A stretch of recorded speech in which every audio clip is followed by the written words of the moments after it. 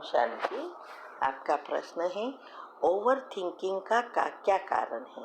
इसकी वजह से मेरी बहुत शक्ति बर्बाद होती है, कैसे ख़त्म करूं? मैं आपकी बताई हुई विधि भी फॉलो कर रही हूं, लेकिन ओवर थिंकिंग का कारण लीकेज बहुत है। इसको कम करने में कितना टाइम लगेगा? उत्तर है, ओवर थिंकिंग का कारण हमारे पाप कर्म, नेगेटिव एनर्जी है। और वो चक्र, सभी चक्र में नेगेटिव लेयर भी नहीं है तो वही विचार उत्पन्न होंगे। जब तक एनर्जी लेयर पॉजिटिव नहीं बनता तब तक विचारधारा नहीं बदलती। और इसकी और ये शक्ति तो खत्म होंगी ही।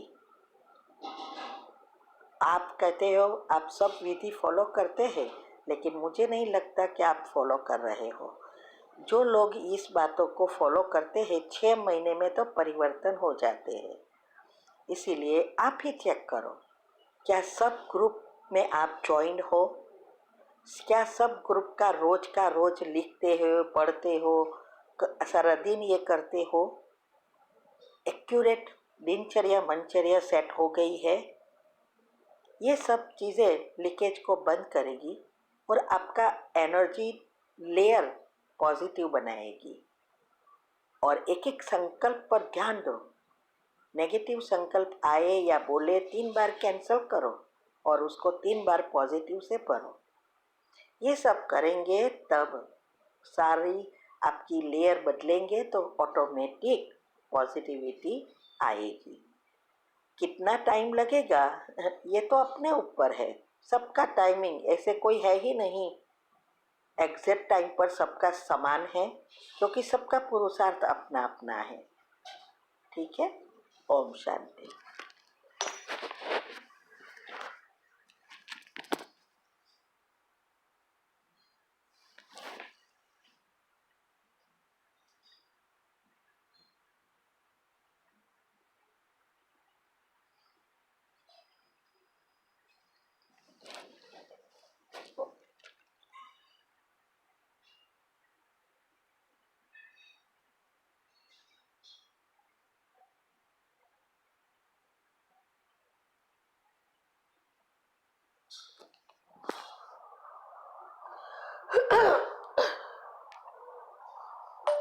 ओम शांति। ओम शांति। आपका प्रश्न है, हर महीने बहुत सारे मोबाइल नए लॉन्च होते हैं, नए नए फीचर के साथ, नई डिस्प्ले भी होती है और यह सोच आती है कि हमें यह मोबाइल लेना चाहिए क्योंकि फीचर्स अच्छे हैं। क्या यह भी एक तरह का एडिक्शन है या सचमुच न्यू फीचर के मोबाइल लेने चाहिए? उत्तर है, ये मोबाइल और दुनियावी जो भी चीज़ें, नई नई चीज़ें निकलती है, ये सबसे बड़ी अट्रैक्शन और एडिक्शन है। हमने अभी तक कभी भी नया मोबाइल नहीं खरीदा है। बच्चों का निकला हुआ ही कितने साल से यूज़ कर रहे हैं और पुराना ही है, फिर भी इतनी सेवाएं होती है, इतना योग लगाती हूँ, सब कुछ करती हूँ।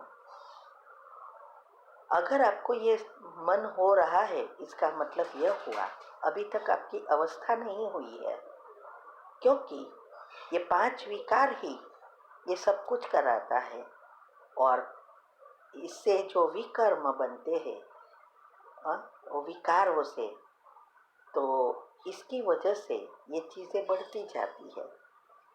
इसीलिए चेक करो आपका पुरुषार्थ कैसा है। जो तीव्र पुरुषार्थ करते हैं उसको तो सभी चीज़ों से डिटैच होना है। जो मिला, जैसा मिला, जहाँ मिला, जो खाया, जो पिया, जो पहना, ऐसी अवस्था बनाएंगे तब अंतमति सुगति होएगी। नहीं तो अंत में 1 सेकंड के पेपर में आपको ये मोबाइल याद आएगा, उसके फीचर्स याद आएंगे। इसीलिए अगर आगे बढ़ना है तो ये सब चीज़ों से मुक्त हो जाओ। पुराना भी यही काम करता है, नया भी यही काम करता है, सिर्फ हमारे मन के विचारों पर आधारित है। ओम शांति। आपका प्रश्न है, मेरी मम्मी की 13वीं 20 तारीख को है, तो सेंटर पर भोग उससे पहले लगवाना चाहिए या उसके बाद कब लगवाना चाहिए? एक से ज़्यादा सेंटर पर भोग लगवाने से उस आत्मा को ज़्यादा फायदा होता है? उत्तर है, देखो, 13वां दिन वो आत्मा यहाँ से उसके नए जन्म के लिए गर्भ में जाती है, इसीलिए उस दिन हम लगा सकते हैं या उसके पहले, बाद में नहीं। और एक ही जगह पे लगाओ। हाँ, आपको लगवाना है तो आप हर एक जगह पर लगा सकते हो, लेकिन ये तो एक हम 13वां नहीं करते, इसके लिए हम बाबा से के साथ भोग लगवाते हैं, लेकिन उस आत्मा को इससे कोई फायदा नहीं। 13 दिन तक वो वहाँ है तो वो खुश होती है, अगर वो बीके है तो वो बहुत खुश होती है, क्योंकि 13 दिन तक तो वो वहाँ ही होती है। बाकी उसको पहुँचते हैं हमारे वाइब्रेशंस। ये समय सबसे ज़्यादा हिसाब किताब चुकतू करने के लिए बहुत अच्छा है, इसीलिए अगर आप रोज उससे क्षमा की कमेंट्री करें, उसको उसके चक्र को चार्ज करो, तो उसकी नए जन्म में उसको फायदा होगा, क्योंकि इस समय उसको सिर्फ पहुंचते हैं वाइब्रेशंस। तो आप ये कर सकते हो, और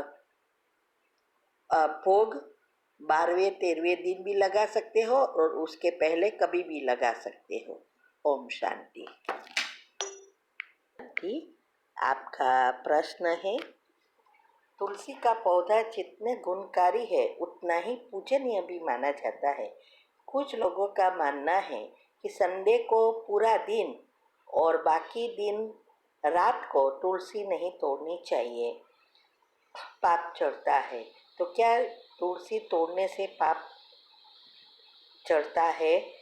क्या करना चाहिए? इसकी विधि क्या है? उत्तर है, देखो, इसमें पाप की बात नहीं है।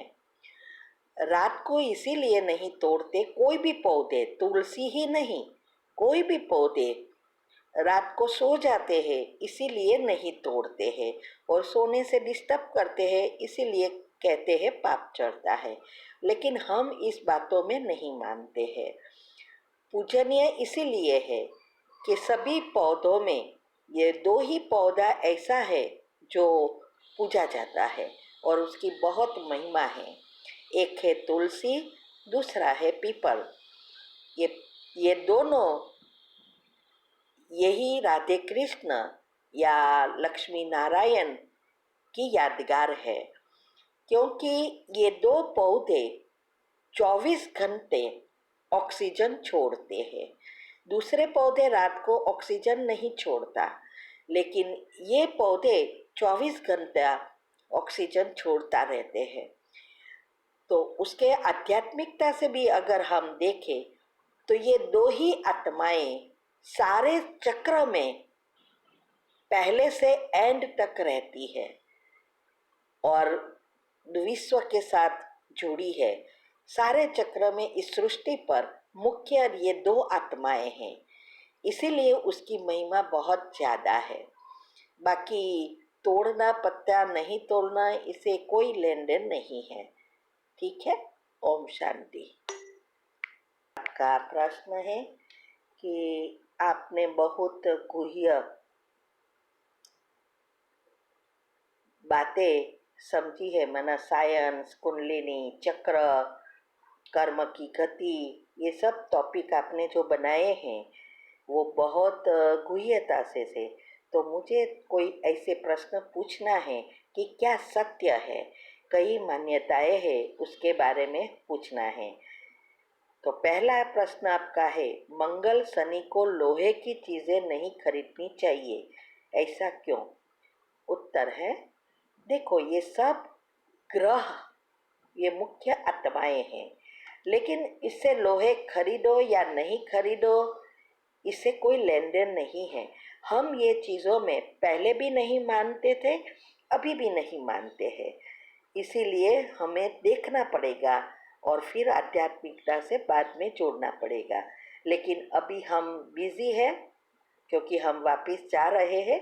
बाद में कभी समय मिलेगा तो ये सब रिसर्च करके उसका आध्यात्मिक रहस्य कहूँगी।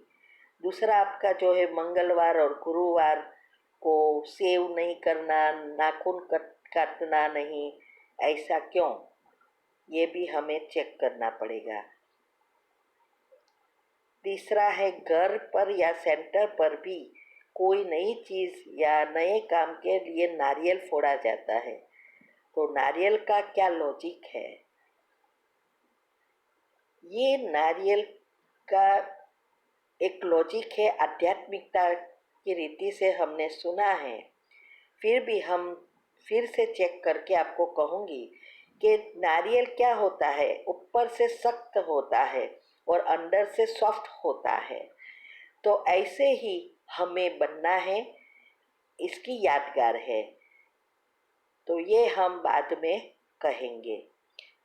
कुछ लोग गौशाला में या गाय के आश्रम में जाते हैं, वहाँ के चौकीदार को 100 रुपया चारा क्या खरीद कर वही गाय को खिलाए, तो क्या उससे कुछ पुण्य बनता है?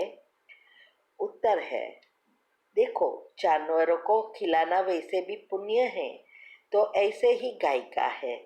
लेकिन कब आजकल जो गाय के लिए सब करते हैं, मैंने परसों ही प्रश्न का उत्तर दिया था कि ये जो रास्ते में गायिया है उसको हम ऐसे ही बचा हुआ खाना या कुछ देते हैं माता समझकर, और जो गाय पालते हैं वो लोग गाय को सिर्फ दूध निकालते हैं, खाना बना नहीं देते, बीमार होते तो हॉस्पिटल नहीं ले जाते और ऊपर से दूध निकालने के लिए मारते भी है।